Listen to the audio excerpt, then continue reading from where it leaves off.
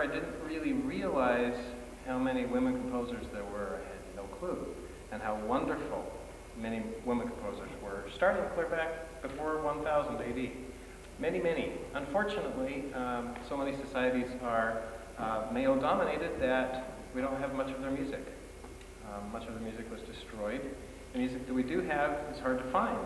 It's not very often published because many teachers like myself were not taught about the women composers, and most teachers kind of teach what they were taught. And so unfortunately, the cycle continues. So I thought it was time for me to play a woman composer piece on the recital.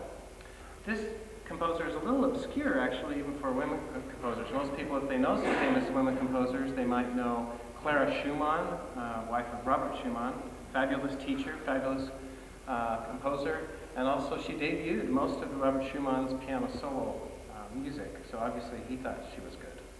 She was wonderful. Fanny Hensel Mendelssohn, sister of the famous Felix Mendelssohn, was a wonderful composer. One of my favorite symphonies in my top 10 symphonies of all time is a piece called the Gaelic Symphony by Amy Beach. The composer I chose is Maria Syzmanowska. She was a Polish concert pianist and composer. Her playing was admired by Liszt and Chopin. However, she was born 21 years before Chopin. And I can't help but wonder if Chopin was influenced by pieces like what I'm going to play tonight. Robert Schumann also spoke very highly of Maria. After a marriage split, she actually supported herself and her 3 children by concertizing and lecturing on piano technique. That was her livelihood.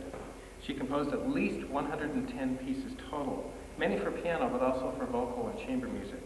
This nocturne I'm playing was her second nocturne, composed in her final 3 years of life, between 1828 and 1831. If some of you don't realize what was happening there, Beethoven died in 1827, so this piece was composed very near his death. Nocturne in B flat.